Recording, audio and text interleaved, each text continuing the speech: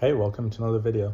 So today we're going to be going into everything there is to know about the Goa'uld Lord Yu from 2002 all the way to 2005. But before we begin, please be sure to like the video, subscribe to the channel, join the Sith Citadel Discord, links in the description, and consider becoming a join member or sending a super thanks if you wish to further support the channel. Otherwise, let's jump straight into it. During the aftermath of the deaths of Apophis, Kronos, and Harrower, Yu was among the system lords who engaged in combat with the others to dominate the power vacuum. He made strides against Olokin, but soon began to suffer attacks by an unknown adversary. When the system lords gathered to end the conflict, Osiris, who recently gained the respect of the Goa'uld, arrived as an emissary on behalf of Anubis, whom he revealed to be the one behind the attacks.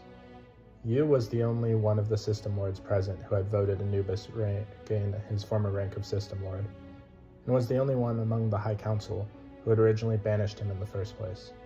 Dr. Daniel Jackson, posing as his Lotard Jaren, attempted to use Telchak to kidnap Osiris in order to free his host, Sarah Gardner, but Yu stumbled upon them. Osiris stabbed Yu with a knife, but Yu survived and declared war on Anubis. When Teal'c led a raid on P3X042, his Jaffa captured Teal'c.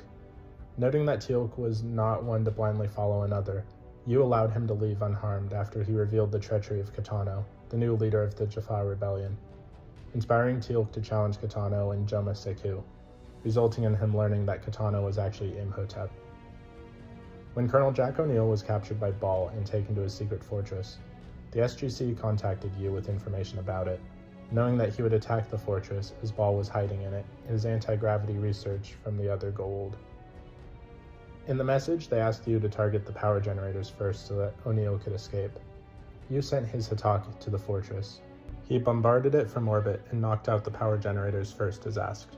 O'Neill escaped thanks to Yu's attack, and Baal abandoned the fortress, which was left heavily damaged until SG1 returned for a raid a year later in which it was destroyed. Yu then spent the next year fiercely campaigning against Anubis, and finally managed to rally the other system lords against him.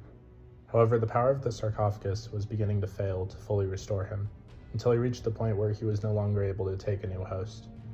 Yu began to suffer from a sense of senility, giving blatantly foolish orders that could jeopardize the campaign against Anubis.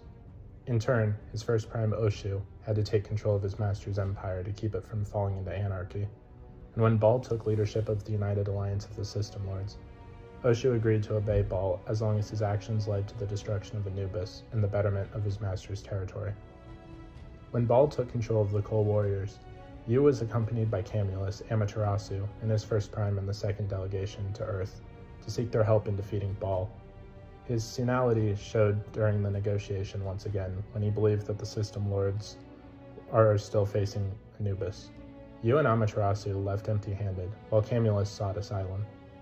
Over the next year, Amaterasu and Yu campaigned against Baal, while the rest of the System Lords fell, fled, or surrendered. At a meeting in the Hasara space station, Baal sent his underlord, Selket, to negotiate the High Council's surrender. Replicator Carter arrived, posing as Samantha Carter, and ran a blade through Yu's chest, finally killing him. So what did you guys think of Lord Yu from 2002 to 2005? Please let me know in the comments down below. If you haven't already, please be sure to like the video, subscribe to the channel, join the Sith Citadel Discord, links in the description, and consider becoming a join member or sending a super thanks if you wish to further support the channel.